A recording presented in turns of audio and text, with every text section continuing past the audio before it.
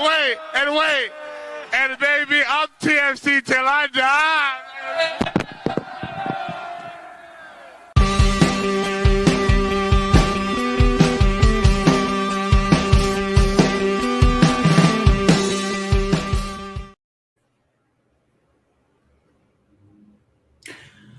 Well, it was another tough weekend in Harrison, New Jersey for your boys in red as they fell 2-0 to the New York Red Bulls.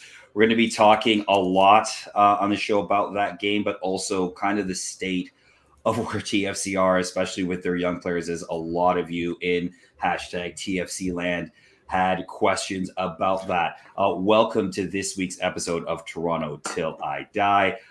Mike Newell, I'm your host for the show, joined as always by Jeffrey P. Nesker and Michael Singh. Guys, how you doing this weekend? My voice might sound a little rough. Halifax was a good time, so I'll leave it at that. But how are you guys doing? How are the donaires? Did you get one? I actually did not get a donaire this time around. I stayed from a really good Jamaican spot. Shout out Jamaican Vibes out Cool. on Cornwallis Street. But yeah, how was your weekends? Pretty good. I'm surviving. Yeah, it was a weekend. I'm still here, so I feel like with like summer, like, things are opening back up. Obviously, there's not as many restrictions. It finally feels like a somewhat normal summer, which means everything is just chaotic and busy if you're going downtown, going out anywhere. But hey, not complaining. It's good to be back. It's good that we actually got a little bit of a cold front this weekend. I don't know if you had that out there in Halifax, Mike. Yeah, but... it was actually. It was beautiful on Saturday, and obviously for the Wanderers Forge game yesterday. But it was not like 20 degrees, and it barely hit 20 each day. But I'm not complaining. It was fantastic. Yeah, that's my kind of weather, man. I'm not looking forward to Wednesday. Yeah, oh, yeah, exactly. It's been cold, but don't worry, we're going to make up for it in the next week. But anyway, you're not here to listen to the weather forecast. They're not? Wait, why? Exactly. Well, and my personal musings on the great city of Halifax. We are, though, going to talk about Saturday night. And what can only be put down is kind of a disappointing performance against the New York Red Bulls in Harrison. As I said off the top, a 2-0 loss. We're going to get into a couple of things because and thank you to all the listeners out there. You guys have been sending us messages both through the Toronto Till I Die Twitter account, which if you're not following it, I don't know why you aren't. It's at Toronto Till I Die on Twitter. You also sent them through at the Tunnel Club. So thank you for that. And for those who listened on Saturday night at TFC Tunnel Club. A couple of things we'll touch on today. A lot of questions about the kids and whether this is working or not. So we will touch on that. We're also going to touch about transfers, rumors, and who's coming in, because you guys have a ton of questions about that. Given Saturday's performance, I can kind of understand that. But first, I just want to get both of your sort of just thoughts on the game in general as a quick recap, just in terms of what you saw. Did anything sort of specifically concern you about the performance? And then we'll go from there. So, Mr. Nesker, I'm going to start with you. Yeah, I mean, I think that game was over 2 minutes in. And who but Lewis Morgan? I mean, the guy we're his best friend, right? We're padding his stats this year. So yeah, I mean, it was disheartening. It was frustrating. But I guess the rainbows is that I never expected us to win in Harrison. So, any time we go there, I'm always bracing for a loss. But that doesn't excuse the poor performance on the field. And I think that's going to be what we talk about most this week. I felt like the game was in the balance. I felt like, you mentioned TFC's struggles at Harrison. What, 2 wins from 19 games now? It's very, it's pretty very bad. I think it's probably their worst venue to go travel at. But sure, okay, they fell behind quickly. Second minute of the game? Yep. Terrible marking off a set piece there. But end of the first half, I mean, they bossed the game. They controlled the game. They finally settled into their groove. and they had that Jaden Nelson half chance. Jesus Jimenez got slipped in. There were chances in that game for them to draw level. They started the second half okay, like maybe not as lively as the end of the first, but again, I still think the game was within reach at least. And then the second goal gets conceded in really frustrating manner because you got to give up Q, who made a fantastic first save and then wasn't able to kind of handle the second save, a save which he probably shouldn't have had to make the first save originally. I agree. Yeah. But anyways, it happens. And the frustrating part for me is that there was no life from TFC after that. The life got sucked out of them with that second goal. And if you think back to NYCFC earlier this year when they made it a 5-4 game, you got to remember, like, anything can happen in any of these games. And let's say Jacob Schaffelberg, when he goes in and he finishes that breakaway in like the 70-something minute, I say TFC are still in that game. So it's just, for me, it was really disheartening the way that they finished the game. But at the same time, that was a typical New York Red Bulls performance. That was a Red Bulls game in every single part. I think Axis of Evil is saying here in the chat, bad giveaways too. I mean, you're always going to have bad giveaways when you face the New York Red Bulls. It's just literally in their DNA. But but yeah, it's I have a lot of thoughts on this, but we'll get into that a little bit more. Yeah, and I think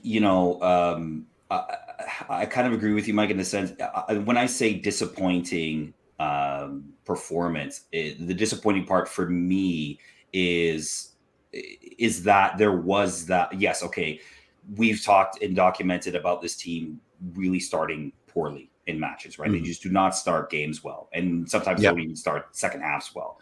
So that's something we've covered quite a bit. But I think what is disappointing is that it is the simple stuff, right? It's the bait, like marking on a set piece with Lewis Morgan winning a header in the box. Lewis Morgan should never be winning a header in the box when you've got the size of defenders you have in there. It shouldn't be happening. Exactly. And that's it's a recurring narrative, right? It's very much so. We can look at these instances and break them down individually. Okay, here's what happened. Yeah. But at a certain point, you have to start questioning. I think Shane O'Neill touched on this after the game. Is it a mentality thing with this team? Because it just keeps happening and happening. Like, even dating back to last season, I know it's in a different group, but not a lot of guys, but some of the guys are still here. And maybe it's a thing around Major League Soccer, but obviously when you're zeroed into this team and it happens as often as it does, you start to ask questions about whether or not this team is ready to start matches. Because if it's not a goal, then I think TFC are at least good for like giving up at least a good chance within the first 5-10 minutes of every match. Absolutely. It feels like every match, 100%. Yeah. And right. And I think that's where a lot of that frustration comes from fans, right? It's not that, I mean, look, if you've been around this club long enough, you've seen this team lose games in all sorts of ridiculous manners. But I think you realize that it's the same things that are happening kind of week after week. And you're in the thing that I think people got sold on was this young team would grow. They would evolve over this time period. And then you get to January, and then you get the senior players in, and then you kind of kick on from there. And sometimes it just feels like those mistakes keep happening again and again. And you talked about mentality, Mike. So I want to segue into our first segment and talk about, are the TFC young players being set up for success right now in terms of, look, we mentioned it last week that, this team was on a 4-match unbeaten run, both in the league and in the cup. And so the results were kind of there at this point, but again, the performances didn't always mirror those results. Yeah. So, I mean, right now, are they being set up for long-term success by kind of constantly making these mistakes in games? And you kind of saw when Jaden Nelson came off and Ayo Akinola was subbed off, they were frustrated, right? There wasn't like I am coming off. Like, it was frustration on their faces. So are they being set up for success? I mean, it's Mike. You go first because I've got to get my thoughts in order. I think on this one. Yes and no. Like it's kind of a double-edged sword with this question. 'Cause on the one hand, they're getting minutes under the belt they have never seen, right? They're doing it in a fairly organized system here. They're learning to play soccer, football, whatever you want to call it, the right way, the way Bob Bradley wants to play. These reps, some of these instances, you learn from them. And I think even especially against the New York Red Bulls, it's a it's a game that's really physical, and Mhm. it really opens your eyes in terms of what the pace of this league is for a lot of players who haven't played in this league. Like not to zero in on it, but look at Kosi Thompson last game on the right back, right? I felt like the way he started off the game, like his decisions were way too slow.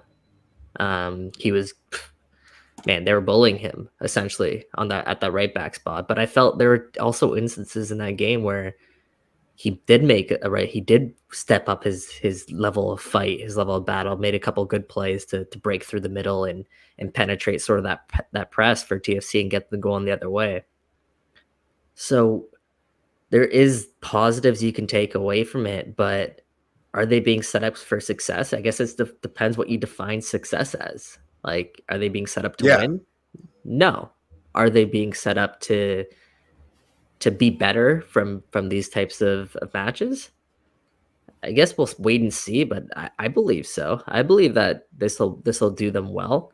It just I do question whether or not a lot of them have sort of plateaued and kind of hit their peak and are regressing at this point now.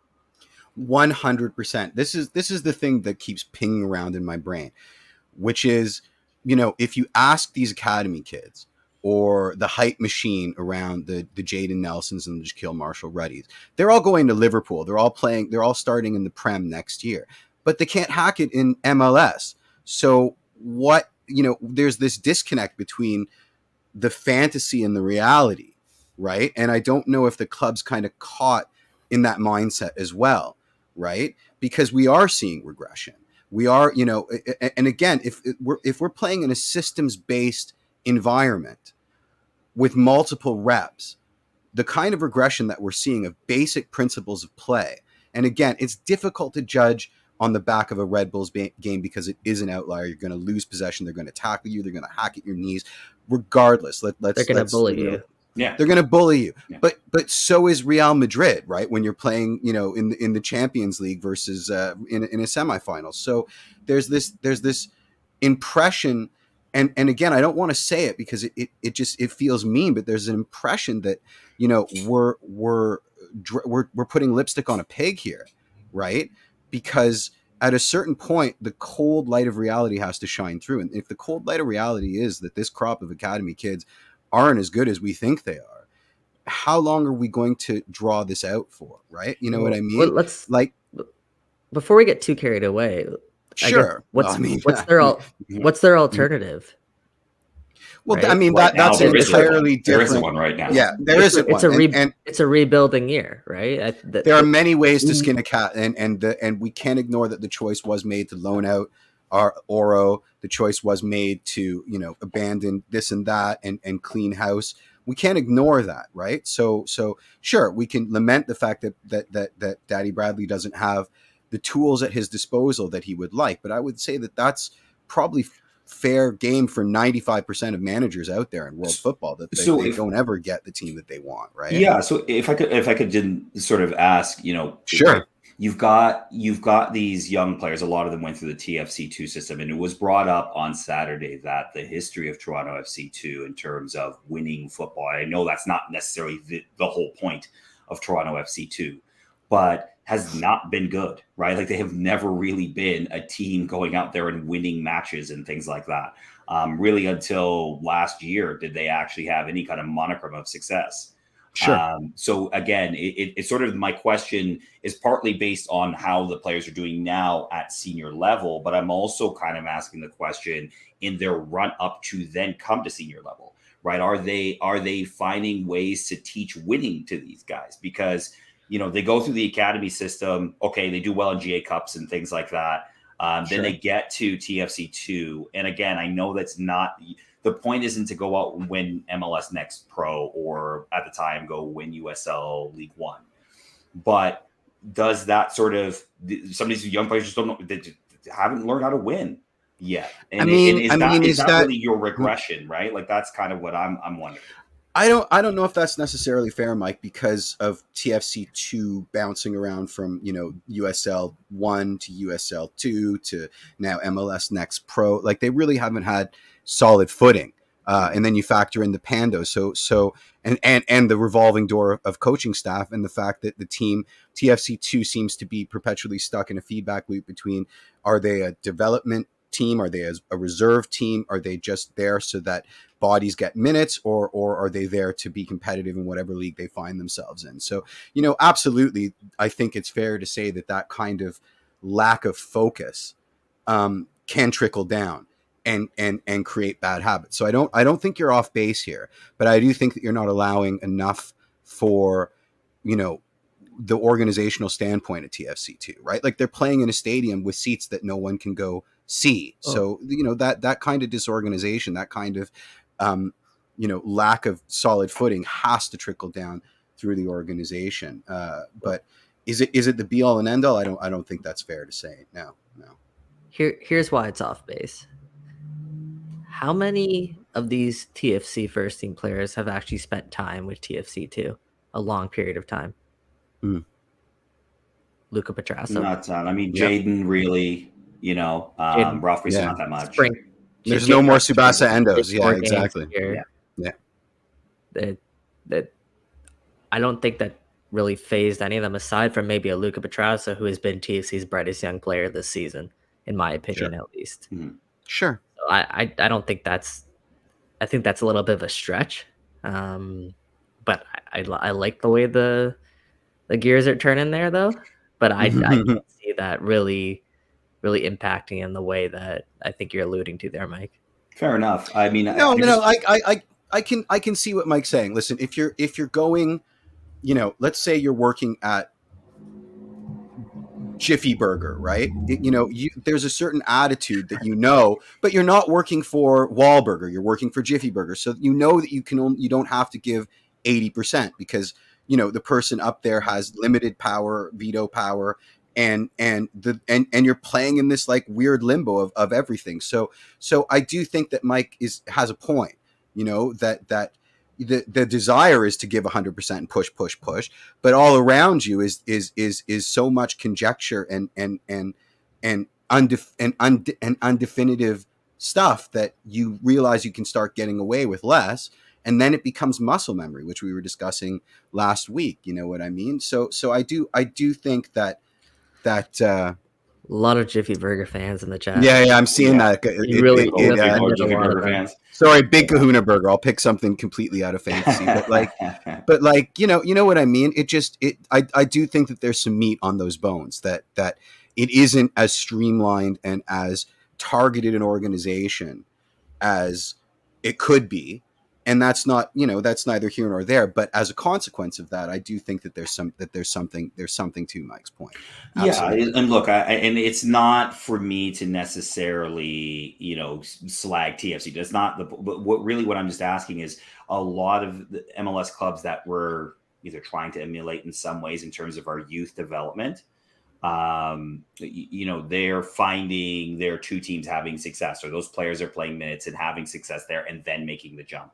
Whereas I feel some of our young players kind of just went from the academy and right to the senior team, or they may have, like Mike said, sort of had a sprinkling there, don't have a ton of success in terms of winning games, and then get to the senior team. And then we're kind of expecting this person, this young player is going to come in and burst on the scene and, like you said, sort of become the star of the team. When in fact, you may just be developing a lot of good role players in MLS, right? And there's nothing wrong with that specifically. I don't think there's anything wrong with that. But I mean, I guess maybe it's around more tempering expectations in terms of what these players. Well, let me put a question to you, Mike, and that's how important do you think a B team or a reserve team is to the A team? Personally, I think there is a role to play, right? I think if set up in a way that is meaningful, I think then you can produce players along the line. Again, you're probably producing more role players within your squad than necessarily superstar players. But there's nothing wrong with that, right? Like, I don't Because think I there's look anything at wrong it, with that. I don't think there's anything wrong with that, but I look at, like, say, Barca B, right? Maybe 10 years ago, right? So that's a winning culture from La Masia all the way up to the senior team. But the guys that are earning minutes on Barca B are probably pretty bitter Betties, right? Because they're not getting to the first team. Their career pathway sort of stuck there. So I'm wondering which is the better alternative, right? All these green kids that are super hungry, or maybe some role players that find that their career has been stagnated and they're stuck in a B squad and they're angry, right? So you know what I mean? Like, I think that there's a lot of pratfalls with a B team, and questions have to be asked, absolutely, but you know, we also have to judge it by the age of the academy, and again by how often the goalposts for what the academy and what TFC2 wants to be change. Right. And I don't think it's fair to put that on the players. You know, they're sponges at that age, most of them. So they're only going to absorb what's coming to them. And that could be a failing of the organization, but I don't know if there's a way around it, you know, because the other options are you have a bunch of really talented people on your B team that are struggling to get through. And that creates an equally kind of toxic environment. Fair enough. So let me take this conversation maybe in a slightly different direction in terms of something that got asked or brought up on the Tunnel Club on Saturday, which was sort of, you know, that crest is behind you, Jeff. And it's like, well, what is Toronto FC, right? Like, what do we want as fans Toronto FC to be? Because there's sort of two trains of thought where we can be kind of this team that mixes in young players with senior players and can compete. Or should we be a team that buys, essentially, sort of like a Bayern Munich, right? Goes out, buys players every season, doesn't really worry about using their academy to bolster their roster. So, I mean, I guess the question is, because there was a lot of questions about transfers, who's coming in and who's going to. So the question is really, what do we want Toronto FC as a club to be? Do we want it to be that big club, or are we okay with, because if we're going to be okay with bringing in those kids, then we're going to have to live with a bit of what we saw Saturday night. Mike, I'll start with you. Yeah, I'd say both.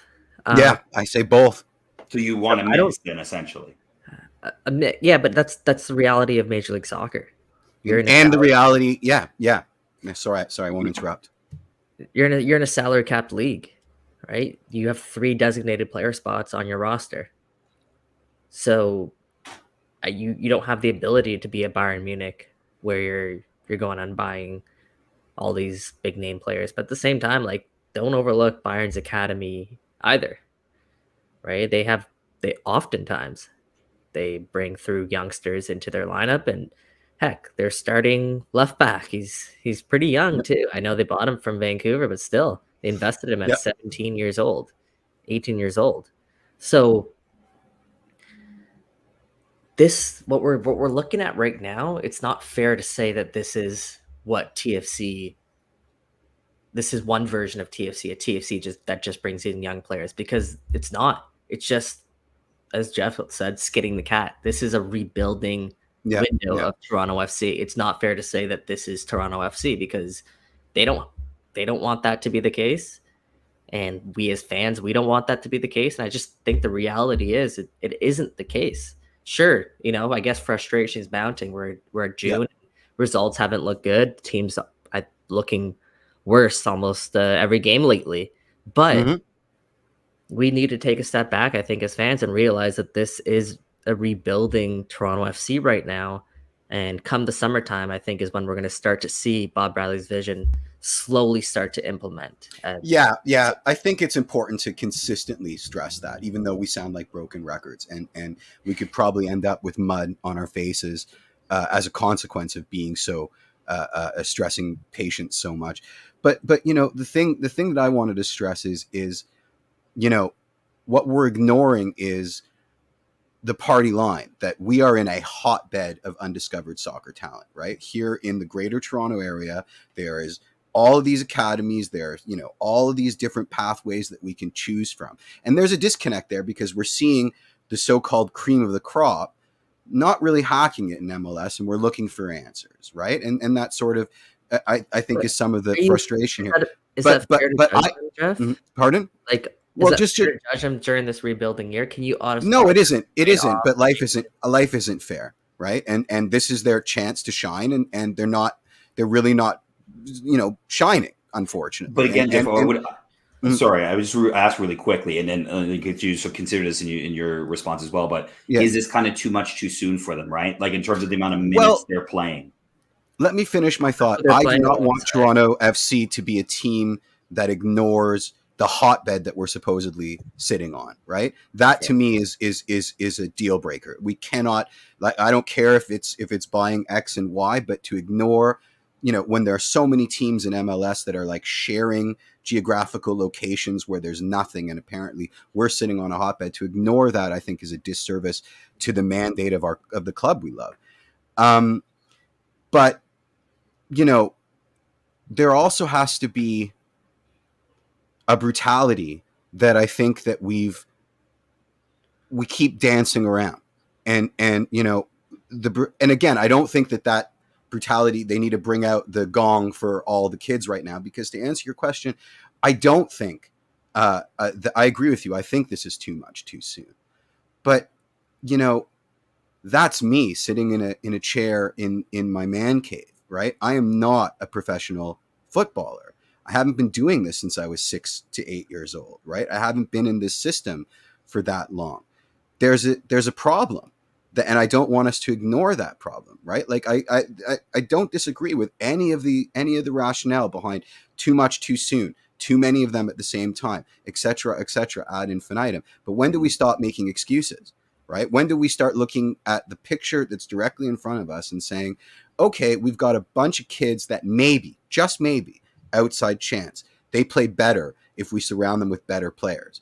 Okay? Well, that kind of puts... chance? Okay, a great chance. But that means we've seen their ceiling, right?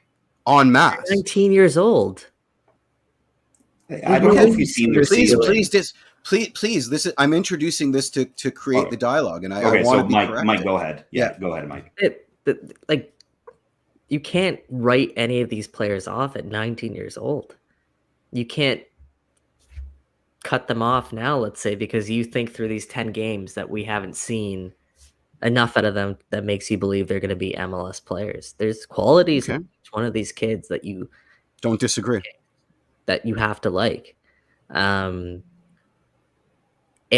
okay, not to pick on them again. You look at the right side of Toronto FC's pitch on Saturday against the Red Bulls. Kosi Thompson was trying to keep possession with DeAndre Kerr. He's the closest guy to him in terms of that regard, including possession. Everyone knows the ball is going to be played to Michael, so therefore DeAndre has space opened up for him.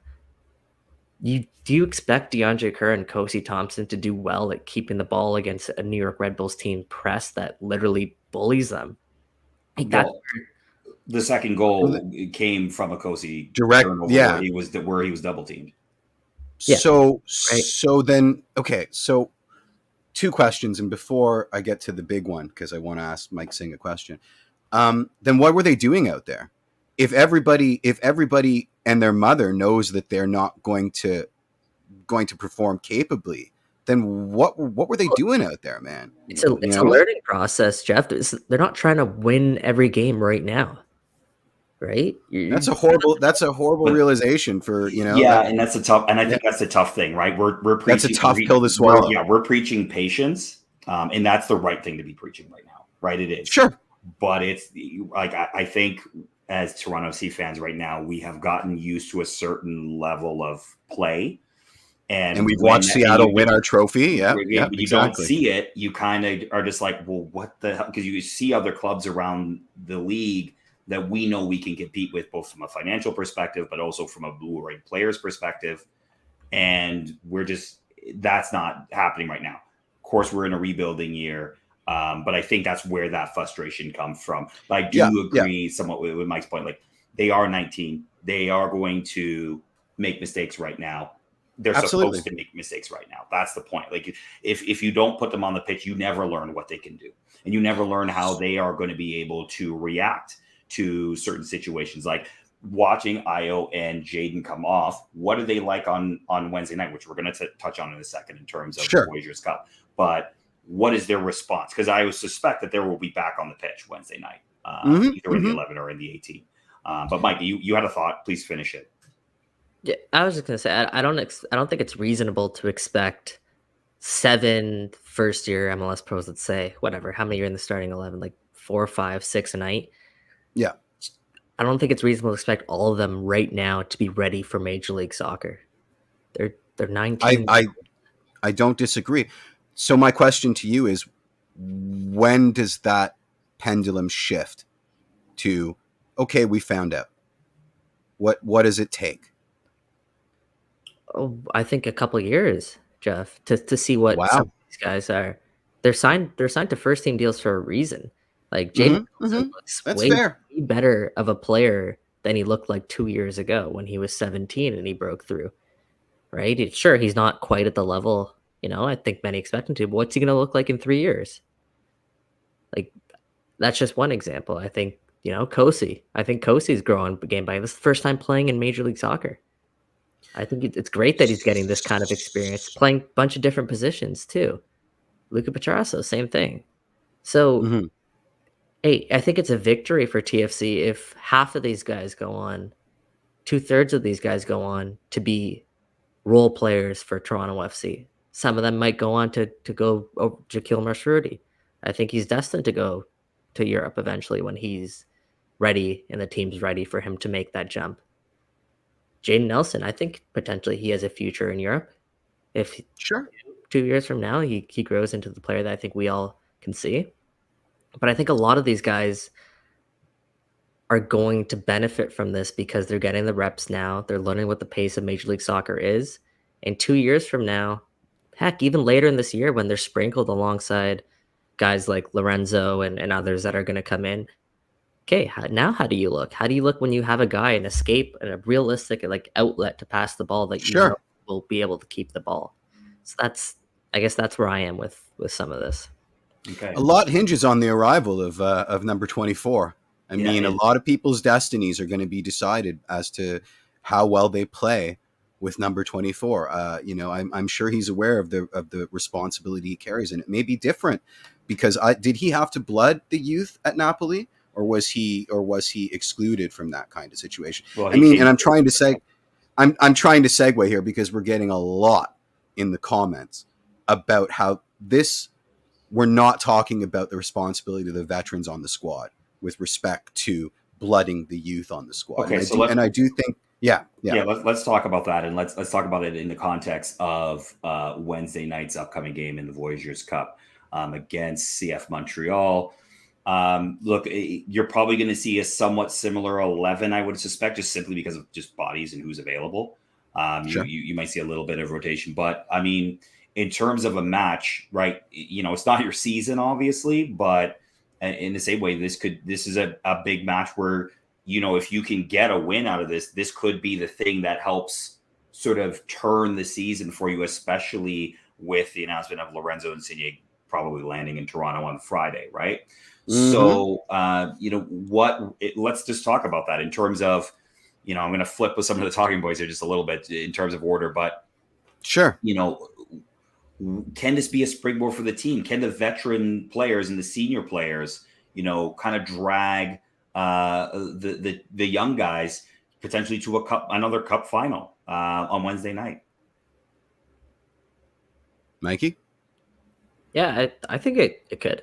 I think main reason is because they have something that's to play for. Gives them motivation through the rest of the year, right? You have the cup final and another 2020 asterisk, but this one would be a legitimate cup final, something the team really hasn't felt in a very long time. Not only that, you get past this game, and I think Lorenzo Insigne will be able to play in that cup final. Yep. There's as we talked about, there's reason for hope when discussing this Toronto FC team, and beating a side like Montreal, who has been the premier Canadian side in Major League Soccer this season. I think it would bode well for sort of their confidence and give them that extra little lift as they get into kind of the end of this track here, because we are so close to the summer transfer window. Yeah, I think it's so fair for us to be this frustrated. And I think if we had asked ourselves this question at the beginning of the season, I probably would have guessed that we'd be at this point, just like ready to tear our hair out with the arrival of 24, because we saw the moves taking place and we knew what we were in for. And like Mike Singh is fond of saying, that 4-game winning streak was such a disservice to all of our mindsets, and it caused a real existential panic in the fandom, and I think in the locker room. And I guess my question is, and this is just coming to me right now, is this ideal for Lorenzo's introduction? Like, would we have preferred to be kind of on a course, or is it good that we're sort of, I mean, I don't want to say rock bottom, but is it good that we're in this place where he can bring so much to the equation as opposed to just a plug and play kind of situation? Are we maybe looking a gift horse in the mouth right now? No. I think I'd rather the former than the latter. Okay. TFC would rather be getting better and Lorenzo Insigne arriving at the right time and giving them that boost, as opposed to being where they are. They don't want to be faltering when Lorenzo gets here, I don't think. Right. But I just mean in the grand scheme of things, nobody wants it. But I'm saying, could this be a blessing in disguise, because he gets to come in and do his thing and maybe be the savior? And since confidence is so important in this sport that we love so much, I mean, what's going to give you more confidence than like arriving like Napoleon? You know what I mean? And just conquering all. Well, I think he was going to arrive like that anyway, right? Like whether TFC were in a playoff spot or not, right? Like from what is being talked about in terms of his arrival here, he is going to kind of arrive almost like a Roman Napoli, yeah, exactly. Well, not Roman, but like in a sense that, look, I think people are excited, and that's right. But I mean, I also would say that this game is kind of lacking a little bit of buzz in terms of a Toronto Montreal match, right? Like I feel like right now there is a bit of disengagement, partly because of the results.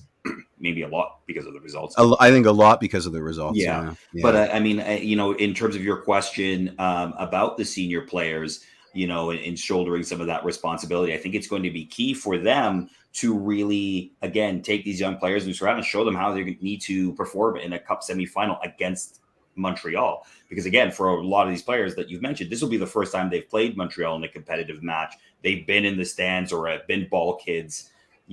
Fair. That's very, very fair. But this is the first time they're stepping on in a derby match.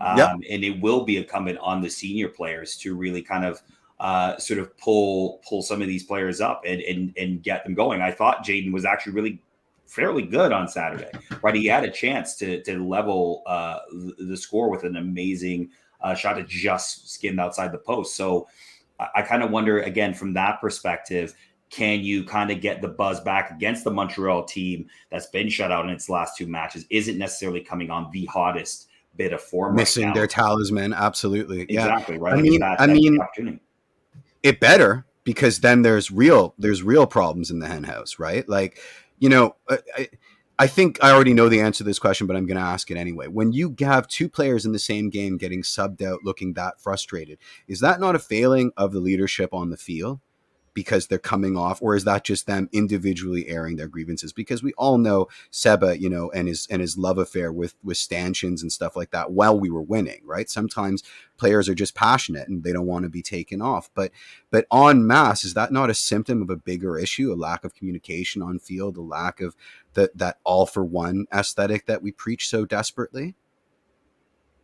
Am I reading too much into it? I think it's frustration, right? Like I like these guys don't want to lose games. Like, yeah, they're young guys. They don't want to lose games, right? Nobody wants to go out there and get handed 2-0, right? Like it's, so I think it's partly that, just that frustration of, I think some of those players are as frustrated as we are as fans, right? Like in terms of their performances. Mm-hmm. Okay, so let me rephrase. Do you think that frustration was about their inability to do anything of consequence on the pitch, or their frustration was, if only I had been left in for the next 15 minutes, I would have put it all together? Because they're very different attitudes, right? It can't go inside their heads. Like who knows? And I don't think we should. He's a striker. Would you want your striker to be happy that he's getting taken off? No, I want my striker to be pissed he's getting taken off, Okay. right? Yeah. Do No, you that's disagree? fair. No, I don't disagree with you. I don't disagree Yeah, with you. and I think But to Sweden is a me, player too. Same thing. I don't know if it's that binary. Like if it's I'm getting taken off because I'm good, or I'm getting taken off because the rest of the team is garbage, and I that therefore I Yeah, couldn't. I You don't think know. it's that. I really don't think it's that. I really think it's a situation of like, hey, man, you go, you work, you try to implement a game plan, and it doesn't go right, and you're frustrated, right? Like, and I Mhm. think that's part of it, right? And in some ways, that's okay. Now, obviously, if it becomes a bigger issue down the road, then of course you have to have that conversation, I think. Mhm. But Mhm. for that game, yeah, I'm kind of okay with it in a sense that, look, Yeah. you don't want these guys coming off and you're down 2-0 and it's just like, oh well, No, no. It's like my rock stars. I want my rock stars to believe they're messianic prophets. I don't need them to be like well-adjusted people. And I think it's the same, especially with strikers. It's just we're looking for reasons to explain what's going on, and that to me is one of them, right? Like everybody coming off and with a big chip on their shoulder suggests a disunity that I don't That's necessarily like. exactly what I was gonna get to, Jeff. What I can say Mhm. from covering this team on literally a daily basis, from talking to many people within the organization, from talking to the players, is there's a unity among this group that I haven't seen for a long time. My And goodness, that sounds good. this is That sounds good to these ears, Michael Singh. no, no, seriously, like everyone when you No, talk, they're all bought in on sort of what's happening here. They all understood that this stretch of games was gonna be frustrating, was gonna take time for them to get to where they want to be. And yeah, sure, okay, they've taken a step back now, and I'm sure that pisses them off. Heck, Mhm. like, listen, us here, you can tell there's frustration Yeah, amongst yeah, us here. We're absolutely. talking about it, and they take that on more than anybody. These guys are the guys playing there. So I again, when cases like that happen, I hope there's frustration because it means they care, man. Truth, truth, absolutely, absolutely. absolutely. That's a Oh, very, very, very fair point. yeah, and the one thing I think TFC fans are going to kind of hope for is that they can take some of that frustration out on Montreal on Wednesday night. So I'm going to ask, I'm sort of trying to be the podcast host and not the Team Mike South and Darby's been away to Montreal and been kicked around a little bit, but like, Mhm. in terms of that game, Mike, what do you think Montreal brings to the match? Because this is the first time we'll be seeing them this year. Just in terms of their form and Wilfred Nancy's team this year. Obviously, as you mentioned, they have been, the best on grumble, the best Canadian side in MLS. But what do you think we should be seeing from Montreal on Wednesday night?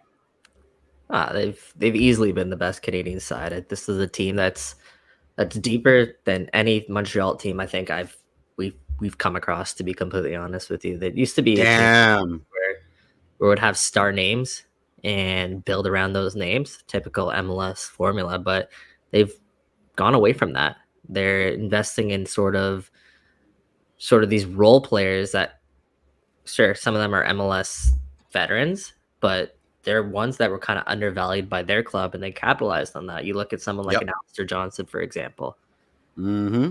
Alistair Johnson is settling into his own with Montreal. We know how good he can be with the national team. Put him beside a Kamal Miller, Joel Waterman there. That's a that's a pretty good back three. They won't have Mahalovic for this game, which will be, as Jeff said, a pretty big loss for them. Huge. But they have guys that are capable of stepping up and stepping into the game. And Wilfred Nancy, it's second year in charge of Montreal, and we're slowly starting to see his kind of vision come to light. They had a dismal end to their year last year, missed the playoffs thanks to, shout out to your guy Mike Josie Altidore. Um, and this year they started off a little shaky, then they went through a really good stretch, and now they're coming into this game having lost, I believe it is their last 2 or 3 games, and they didn't even score in both of their last 2 games. So Yeah, they were shut out over the I last think two. Yep. I think they'll be hungry.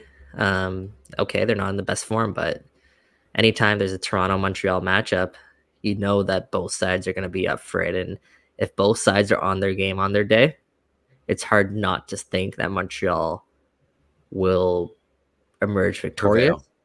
Yep. Right? If both sides are on the game. That's a big if, though. Yeah, I mean, Montreal's a wounded animal, but we're an easy team to game plan around. I mean, just do what the Red Bulls did over the weekend. You know, just expose Easier us on said our than right done. flank. Yeah. Always easier said than done, but you know, I would rather be on the whiteboard with Wilfred Nancy than on the whiteboard with Bob Bradley coming into this match, because I just think he's got more options. He's got more vulnerabilities, very, very easy vulnerabilities that he can exploit. I think that, you know, this is a team in flux. This is a team in limbo. You know, what the consequence of the can chant means we've got to start just as many Canadians as we've been starting anyway, because we're so depleted, and we won't have Oso. I mean, are we going to have Oso, or is he? Whoa. Is he He okay, might. I'll wait. Hold on, I'll hang on for the next segment. We got the notebook coming, Yeah, so yeah. let's Sorry, not ruin it I'm there. skipping ahead. I think it will be a typical Derby match, and I do think that, you know, like Mike said, I think Wilfred Nancy is a brilliant tactician, and I think as a consequence of his tactical nous, he's going to see the holes that he can exploit, and it's up to us to plug those holes. And we haven't done a very good job of that so far. So we may see the same issues that have been plaguing this side in terms of why we lose games manifest on Wednesday. And one player I just want to highlight here, and I think will be the danger man for Montreal, is, of course, the guy has been in form for them late, and that's Romeo Kyoto. Yeah. In an advanced national team, guys, they got a taste of Kyoto. Is it last week that they played? Obviously for Honduras, I believe Kyoto has 5 goals this season, but more so it's about his threat in behind. And we've seen TFC kind of get burned on that a couple of times already this year, where they don't stick with their runner, track the runner, and Kyoto excels at making those runs behind. So I think if they limit the threat of Kyoto, I think they have a good chance here of pulling away with the result. But again, that's an if. Yeah. Well, I just want, you know, cup games sometimes can be a boon when you're not playing well, because it is a one-off in a sense, and it's a way, and especially with a derby, it may give you a little bit more freedom to be a little bit more aggressive, in the sense that, you know, you can kind of really kind of give her in this kind of game, and for lack of a better term, you know, in this match, right? And you kind of have a license to be a little bit more aggressive and be a little bit more physical, because it is a derby, right? And from that perspective, that might actually benefit Toronto FC in a weird way, because normally, again, we want to possess the ball, we want to play nice football, you know, we want to play that Bob Bradley system, but it may benefit you a bit to get a little bit up in their face and maybe make Montreal a little more uncomfortable in terms of the way they want to play, because they also want to play, you know, football. They want to keep the ball on the ground and play. So maybe it's a benefit to maybe switch it around a little bit and get a little bit in their face in that regard. Mike, I think you're chomping to get in here, Mike. Go ahead, Mike. No. Sorry, I was just really enjoying my water, man. Oh, you had that look on your face. Jeff, go ahead. Sorry, man. I mean, for all his pluses, I don't think Bob Bradley is capable of that kind of a switch, even in a cup game. You know, go for broke 11 forwards kind of thing. It's just not in his DNA. I would be very surprised to see it.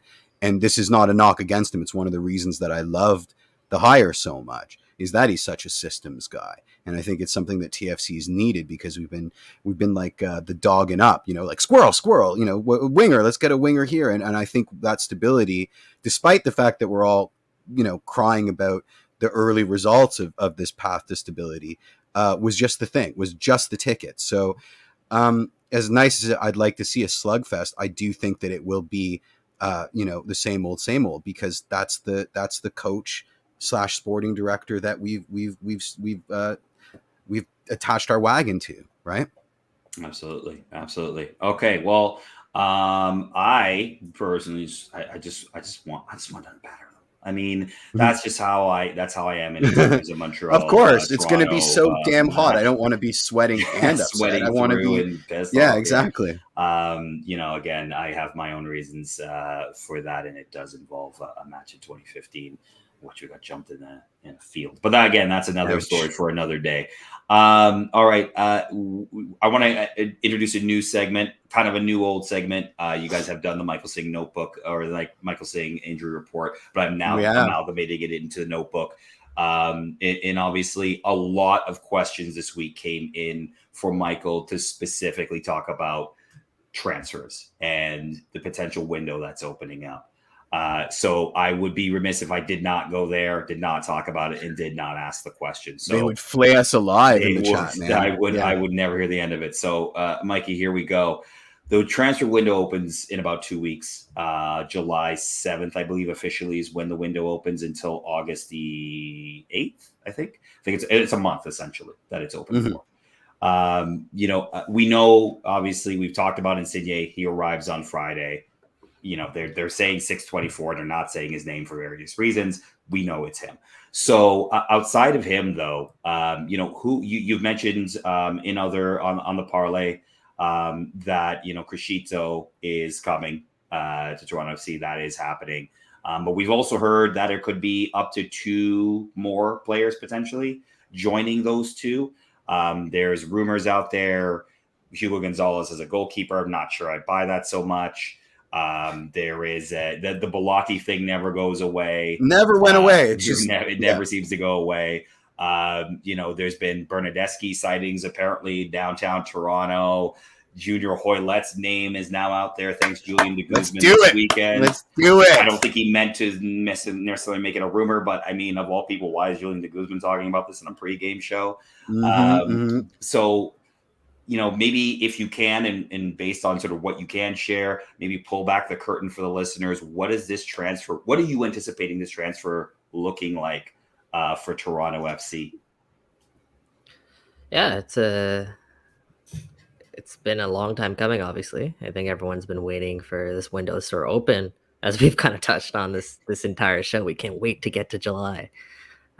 So I sat down with Bill Manning last week, and what I was able to get out of him is that there will indeed be 3 players plus Insigne joining Toronto FC this summer. The plan was originally to always do 2 plus Insigne. And it seems like the way that the cap has just worked out for them, they'll be able to do 3 plus Insigne, which is great to hear. Crescito will be one of those players. So we're down to 2. I guess without giving too much away, you guys got to keep reading my stuff, so I can't give all of it away. Find them on the parlay, by the way. The Bellotti stuff I've tried to pour cold water on since the day it emerged. That's not happening. Agent shenanigans. Yep. That's not happening. But what I can say is Julian de Guzman's talking about Junior Hoilett for a reason. We know that. God, goosebumps! Yeah, Jeffrey's about to lose it. We know that Junior Hoilett has voiced his desire to return home. Brampton, Ontario native. He wants to come play in Major League Soccer. And what I'm told is, while the deal isn't done yet, the interest is mutual between the 2 parties. There is interest from Toronto FC to kind of find a way to sort of make that happen. Now, that being said, there are times where, okay, it just doesn't work under the salary cap. Maybe Junior Hoilett's asking for DP money or, you know, high allocation. TFC simply can't afford that with who else they're bringing in. So, again, deal's not done yet, but I do believe that there is interest from both parties. So that's all I'll say there in terms of the transfer stuff. I'd also add it is that they're really close to finalizing all of their transfers. So yeah, stay tuned for some exciting news for that is exciting news. I mean, he's got such a vicious shot, my man JH, and he can shoot with real power outside the box. This is good. Do you know what I mean? Someone that can pepper the net and doesn't necessarily have to do the tricksy kind of interplay stuff that can sort of take an attack on his back and make magic. As much as I stress against individual brilliance, this is Junior Hoilett we're talking about here. And if we get a season, your love for Junior season Hoilett and a half, is well known. Yeah, Jeffrey. yeah, It's exactly, well exactly. Axis of Evil is asking a question that I think we should probably also address, which is it possible that TFC is also shipping players out this window? Who would be that be? I guess is my. Didn't they ship everybody out like before the start of the season? Like, who do you have left to legitimately? I mean, obviously, Axis has got their Soteldo in mind. Like the crosshairs, just like one specific player that they don't want anymore. And somebody else just pulled in Carlos Salcedo. That would be pretty stupid to get rid of Salcedo. I think once you sign him, you signed him for at least 6 months, right? Like, so yeah. I don't know. Yeah. I don't know if he could be moved anyway.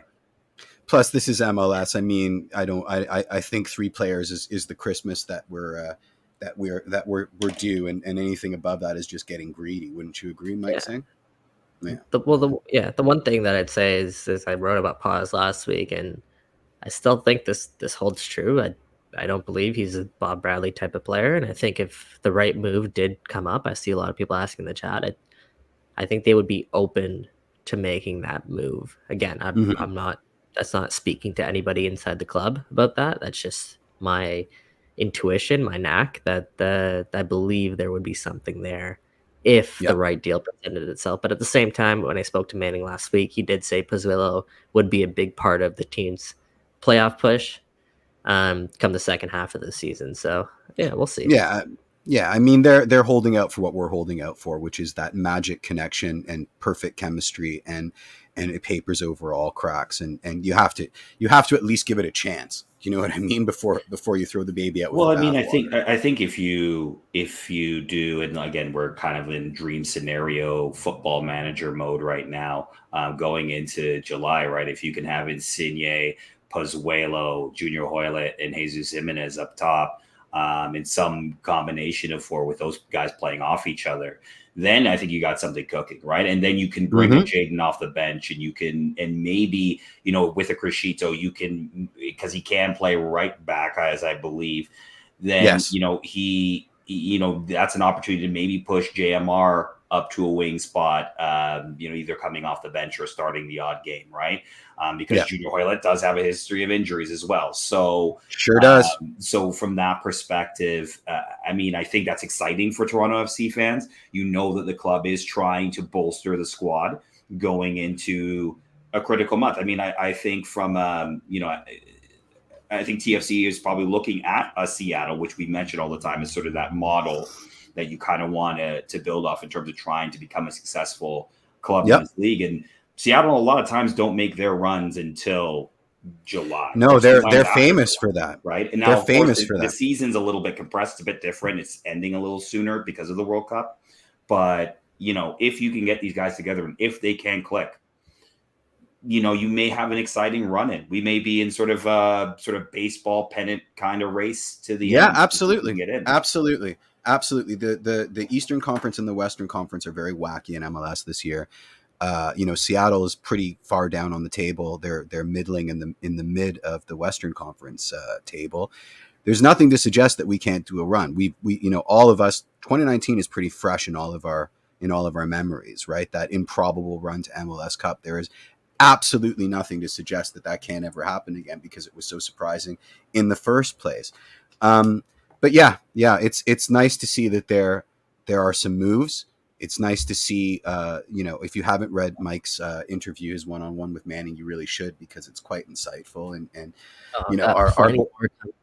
Got some more bombs loaded. Amazing. Well, let me just ask you a couple things more from the notebook, Mike, if I can. Yeah, please. First of all, just training last week. Obviously, you haven't been to training this week, but because they don't train until starting tomorrow. But any interesting tidbits out of training that you can share? I know Jonathan Osorio, we were talking about whether he'd be available for Wednesday night. Anything from a potential players returning perspective, or anything interesting out of training that you can share? Yeah, no, it was great. Getting back out there last week after the international break, and we saw some familiar faces back into the mix and back into training. I think, well, Jaquil obviously came on and played, so it was Yeah, great to yeah. see Jaquil back. He's been back in training for a while. Chris Mavinga, he was training it on his own at the beginning of last week, but I think by the end of last week he was progressing really, really well. I think there's a possibility that we do see Mavinga back on Wednesday. I think he's very, very close. If not Wednesday, then probably on the weekend.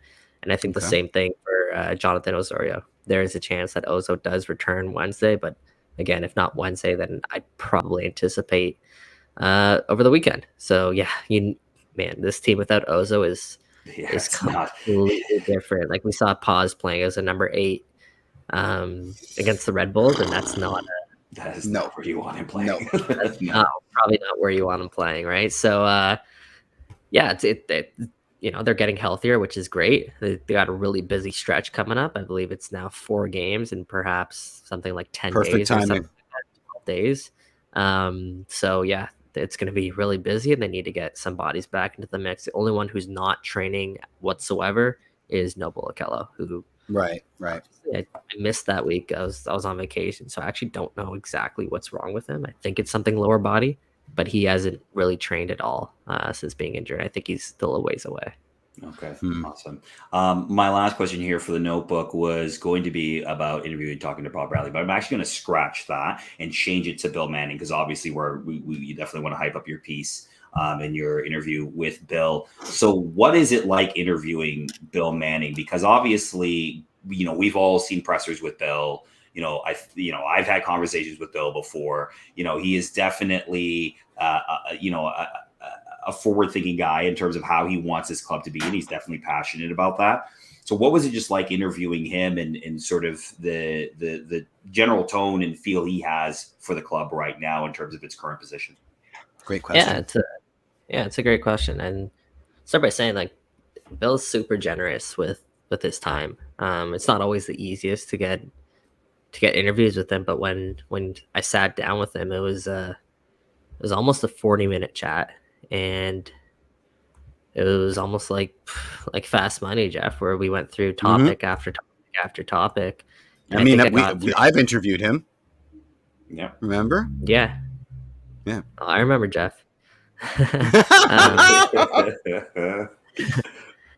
Anyway, it was almost like fast money.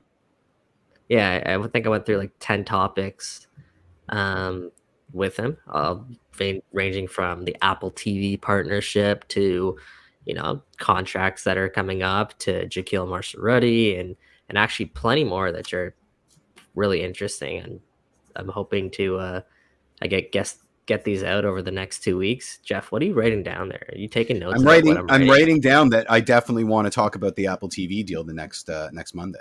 I definitely want to do a segment on that. Yeah, absolutely. But yeah, it was like, when chatting with him, he's pretty straightforward with what he says. He's pretty honest, pretty transparent. You don't necessarily see that from a lot of owners.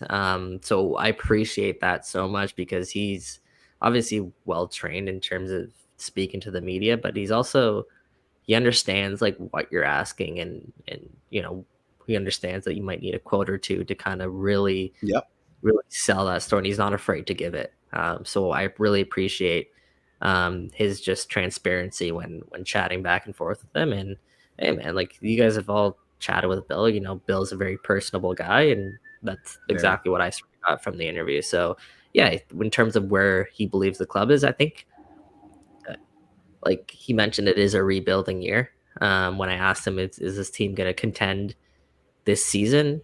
He said, essentially, let's wait and see what it looks like when Lorenzo and others get here, how the team will mesh moving forward, because it's impossible to say, but they're not ruling it out of the equation.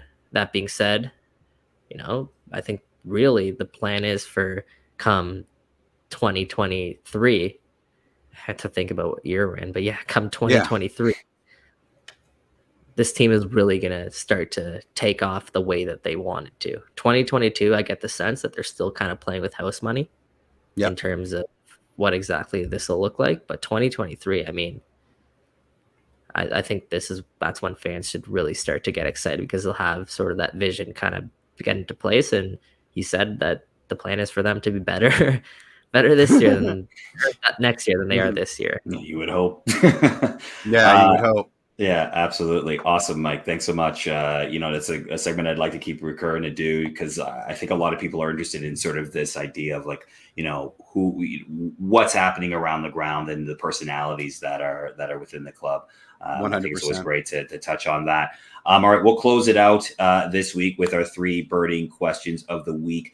We really kind of went through 2 of them. The you guys really hit us up a lot in regards to transfer stuff and also the young players. So we hit those up, but we did get a few in that I thought were kind of interesting. So let's go through these sort of rapid fire style, guys, and then we'll close out the show. Sounds good. But we just got the stadium renderings for BMO Field in terms of, well, if you haven't heard, Toronto will be hosting games at the 2026 World Cup. We got the renderings. I got my thoughts on them, but I'm going to let you guys jump in here. The stadium renderings, do you like them or you hate them, if you have seen them yet? Yeah, I've seen them. I like them. I mean, it'd be nice if we can finally close off the corners of the stadium, and I think that would take it to really the next level. But I might be in the minority here. I think BMO Field's one of the nicest stadiums in Major League Soccer. I love BMO Field. I don't disagree with you. Right, and getting that sort of expansion is exciting, and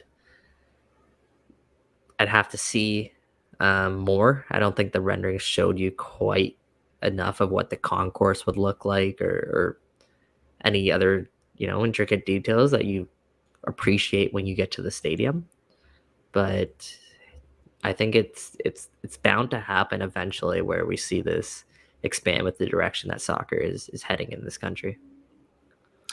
Yeah, I actually haven't seen the renderings, so I'm not going to pretend that I did. I'm assuming that it's a more permanent looking variation on kind of what they did for MLS Cup 2016 and MLS Cup 2017, because where else are you going to go unless you build another stadium upside down on top of BMO Field? So, there's nothing surprising there. My concerns are always about the infrastructure around BMO. If you're going to be adding, another 15, 20,000 butts and seats, or however the number is, what are you doing about that tunnel into Liberty Village? Because someone's going to die there sooner rather than later, and that's a serious need that FIFA probably doesn't care about, which the city has to plan around. So for me, it whether the north end, again, this is all temporary because the Argos have to move back in, but for me, what it looks like in terms of the temporary renovations, especially considering that there's a 4-year runway. So who knows what the technology is going to be with, temporary seating in 4 years. My issues are about the infrastructure. Yeah. Fair enough. Okay. I'm not a huge fan of them right now. I would like the corners to be closed in and finished out. And the way that they sort of proposed the seating above the south end it does speak to what they did in the 2 cup finals, but it doesn't make a ton of sense because the canopy's not raised in it. And then, I mean, then you get into the NIMBY stuff, which is like, oh, we lose that beautiful view of the lakeshore, which, you're gonna, because you got to find a way to get more seating in, right? But us traditionalists are like, oh, no, what about our wind, and breezings and stuff like that. So it's a rendering. I think, owing to technology, it'll probably look completely different than what those renderings set out to do anyway. Most likely. And if you actually look on that shot of the south and you expand the picture, you might find yourself in there. Somebody pointed out that there's a picture of me somewhere in there, which I have not seen yet. Amazing. So you might actually, if you go in there and expand the picture, listeners out there might find yourself in that. I'm looking for Jar Jar. There's always Jar Jar in one of those. Somewhere there's a Jar Jar. Absolutely. Absolutely. All right. So I had a question here. It was going to be about young players, but I feel like we have kind of exhausted questions on young players. I think we've sort of gone down that route quite a bit in the show. So I'm going to skip to this one. And again, this will be subjective, but here it is. Do we as fans of this club have realistic expectations of what Toronto FC really is this season? Absolutely not. Jeff, go. Let's expand. Like, go ahead. Absolutely not. I mean, and that's I mean, how is that a surprise, right? Like we want to win, we want to be competitive. We don't like egg on our face. We don't like, anything, especially this fan base, anything that even reminds us of 2007 to 2015, it gives us hives, right? So we are, and also it's a Toronto thing, right? The only team that gets this like this free pass for being mediocre are the Maple Leafs. Every other team has to put up or shut up, and TFC, I think, as a second generation Toronto sports franchise, has it doubly so. And these fans, we've been through a lot. We've been through a pandemic together. What's wrong? Why are you all laughing so much? The Maple Leaf slander was just uncalled for, man. Sorry, buddy. I'm just saying. At the end of the day, our patience is thin for myriad reasons, right? Like, this team were in the MLS Cup final in 2019, and then the Pando changes all of our lives, and it changes this team in a profound way. So we are justly impatient, I think. Well, here's my take on it. I don't think the team through the first part of the season really did themselves any favors in terms of lowering and tempering those expectations. And sure, that 4-game stretch where they looked really good and pulled out some victories didn't help as well. But even covering this team on a daily basis, the first time I heard the words rebuilding uttered was when I spoke to Bill Manning. It's never been that black and white concrete. Mike Newell's fond of saying that they never use that word at all. They tend to try to shy away from it, but this is kind of the first inkling that they are starting to use the word. No, right. And then you couple that with Insigne coming and the amount of allocation money that this team appeared to build up here. And obviously the history of this club and saying that we wanted to go down and get every trophy, whatever it is. Mm-hmm. So I don't think they did themselves any favors without coming out right away and saying we are going to be rebuilding this year. That being said, of course, there's a commercial aspect to that. Yeah, there's a business exactly. aspect to that. At the same time, what happens if come July 9th, they start to look like one of the best teams in MLS? Then it's like, okay, did you really mean to do this, I guess? Yeah. You know what I mean? So, like, I don't think they did themselves any favors, but I appreciate the kind of tough position that they were in terms of from a marketing standpoint, commercial standpoint. You definitely don't want to take that air out of the dressing room and say that this is that we expect to, maybe not win as much this year. This is going to be a retooling year. Just watch us in 2022.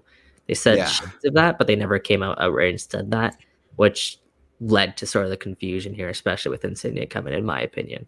Yeah, no, like I won't belabor the point too much because we did talk about it on the Tunnel Club on Saturday, but I agree with you, Mike. Like honesty with the fan base would have probably served them better in a sense that, I don't think you'd have frustration, but I think people would better understand what the full process is. Like we're seeing it now unfold.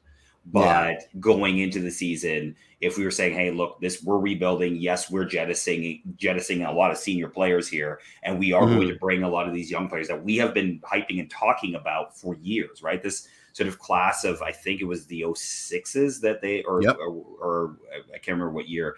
But they've been talking about that group for a long time. And that included Jaden and, Jaquil and Ralph and like to get these guys to the senior team. So I think if that word would be used, yes, from a commercial perspective, I understand that. But I think you would have a lot more patience from the fan base right now. Especially because like you, Mike, me, Jeff, me, like the guys who are in it and see kind of the moves that transpired and see who's coming through the roster. I mean, there are times where, maybe we don't, but we can understand for the most part that this is you're going to have to be patient through the first part of this year.